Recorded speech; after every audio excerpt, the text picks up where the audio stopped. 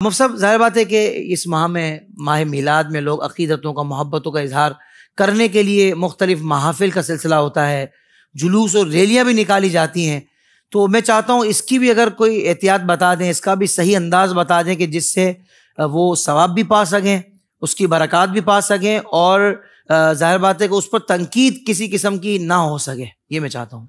अच्छा देखिए, इस सिलसिले में जो है ना, वो जब आप रैलियाँ निकालें, वो हमने बुनियादी तौर पर ये चीज़ ज़हन में रखनी है कि हम जो भी मुस्तहब काम करें उससे किसी मुसलमान को तकलीफ़ नहीं होनी चाहिए। नहीं होनी चाहिए।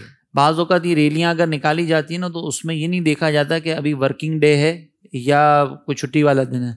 वर्किंग डेज़ के अंदर बाकायदा रैलियाँ निकाली जाती हैं ना, तो उससे ट्रैफिक के अंदर थोड़ा सा प्रॉब्लम आता है। और ख़ास तौर पर आप किसी ऐसे इलाके में निकाल रहे हो जहाँ पे ट्रैफिक का आना जाना बहुत ज़्यादा हो, तो वहाँ पे इससे प्रॉब्लम होता है। अब कुछ लोग इसका हल क्या करते हैं कि भाई रात को 10 बजे के बाद रैली शुरू करते हैं। सही है। अब रात को 10 बजे के बाद अगर आप रैली शुरू कर रहे हैं, वो जाके ख़त्म होगी 1 बजे 2 बजे, तो उसमें फिर आपके स्पीकर्स भी चल रहे होंगे, जिससे लोगों को तकलीफ होगी। अल्लाहु अकबर। तो हमें लोगों को अजियत देकर कोई काम नहीं करना है। हमने वो अमल इख्तियार करना है कि जिस पर किसी की तनकीद भी ना हो और हमारी जो अकीदतों का इजहार है ना, वो भी हो जाए। देखिए, जुलूस निकालना मुस्तहब अमल ज़रूर है, लेकिन फिर वही बात है कि मुस्तहब की वजह से हम किसी को जो है वो तकलीफ नहीं देंगे।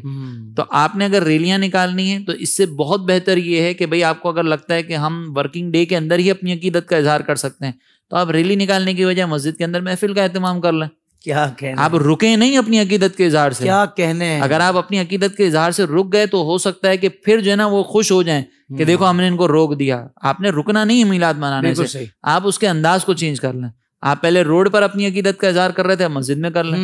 पहले आप जो वो 2 नात खानों को बुला रहे थे, अब 4 को बुला लें मस्जिद के अंदर, और फिर अपनी अकीदत का इजहार करें। वही आप मरहबा के नारे लगाएं, वही आप बयानात वगैरह करें, तो फिर आपका ये अंदाज वो होगा कि जिसके ऊपर कोई उंगली नहीं उठा सकेगा जी। और दूसरा, जब महफिल का एहतमाम करें ना, तो उसके लिए किसी ग्राउंड को सेलेक्ट करें, किसी मस्जिद का इंतखाब करें, कोई हॉल या बैंक्वेट कर लें, वहां पर आप एहतमाम करें।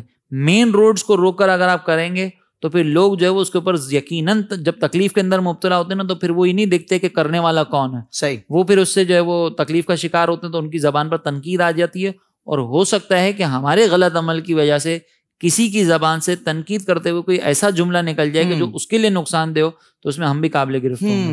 लिहाजा इस एहतियात के साथ अब मिलाद जरूर मनाएं और भरपूर तरीके से मनाएं, लेकिन ये एहतियातें जरूर करें। मुफ्ती साहब, मैंने देखा, ये मेरी ऑब्जर्वेशन में रहा कि पाकिस्तान से बाहर भी वो ममालिक के जहाँ बहुत डिसिप्लिन, कवानीन की पाबंदी, उस पर अमल दरामद सब चीज़ें होती हैं, वहाँ भी जुलूस निकलते हैं। मगर क्या कि उसकी SOPs होती हैं, वो बड़े उसूल व ज़वाबित उसके तय किए जाते हैं। फिर जुलूस के शुरका भी उस पर अमल करते हैं, रास्ता भी एक मखसूस होता है, पूरा रोड नहीं घेरते, लाउड स्पीकर इतना मुख्तसर होता है कि जिससे लोगों को तकलीफ ना हो, बाज़ औक़ात होता भी नहीं है।